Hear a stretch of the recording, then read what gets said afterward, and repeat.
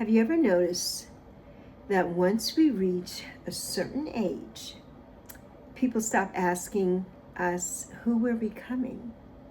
They just stop asking us, right? It's almost as if the world decides that we've already become everything we're ever going to be, right? Ridiculous. I don't believe that's true. I think some of our greatest growth happens after 60. I'm proof of that. So grab a snack and come on back. Let's chat.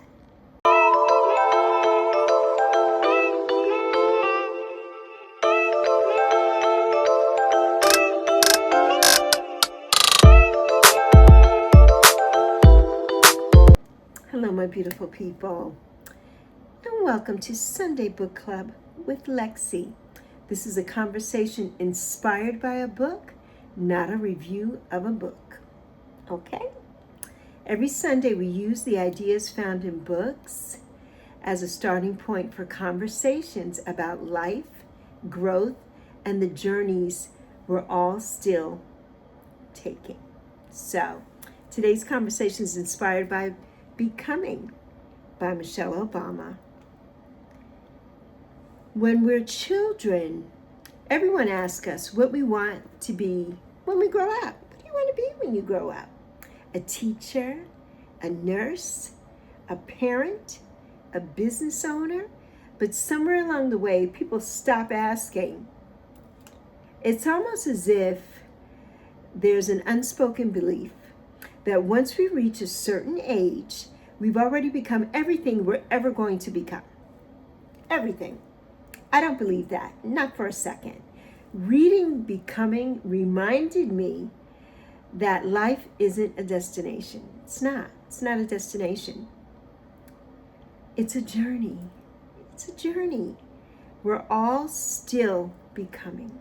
We're all still becoming. As I reflect on that, though, I couldn't help but think about, my own life. I couldn't help but think about it. I was forced into retirement. It wasn't something that I wanted to do. I was forced into it. At the time, it felt like one chapter had ended. But looking back, retirement, it didn't end my story. Not at all. It gave me the space to write a new chapter. It truly did. During that chapter, I earned my master's degree at the age of 51. I was forced retired when I was 49, just short of my 50th birthday, a couple of months before. Years later, I found YouTube. I always had my channel, but I wasn't posting content at that time. So if someone had told me that after retiring, I'd be sitting here talking with thousands of people around the world every week, I'd say, yeah, right. Yeah, right. I would never have believed it. And that's what reinvention really means. That's what it really means. It's not becoming someone completely different. No, not at all. It's having the courage to keep becoming more of who you've always been. More of who you've always been. And I have my notes.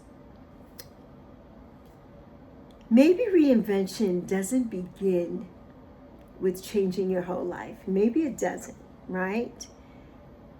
Maybe it begins with one small decision. Taking that one class that you've always wanted to take. Starting a hobby that you've always wanted to start. Writing that one page of the book that you wanted to write. Or making that one phone call, that may change everything. Giving yourself permission to dream again. That's what it's all about. Giving yourself permission to dream again.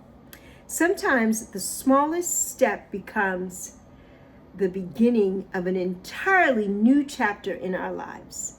So today I'd like to leave you with one question.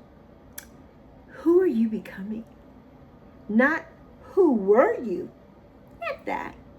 Not who did everyone expect you to become? But who are you becoming today, beloved? Who are you becoming today?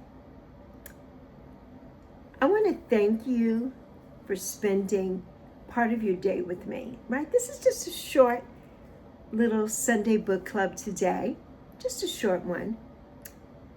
And remember, right, that Sunday book club isn't about reviewing books. It's not about that. It's about discovering ideas that help us live better lives. That's what it's about for me. I'm not trying to be Oprah's book club. No, we're not trying to do that.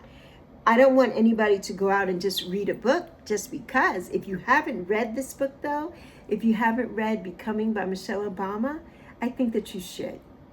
It's an excellent read. It's an excellent read.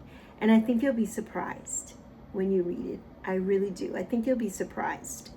Sometimes, a single page can change the way we see ourselves.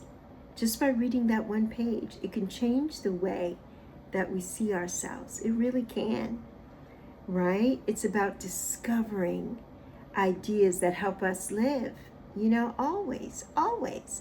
And that's why these conversations matter. That's why they matter to me so much. So, until next Sunday, love you plenty.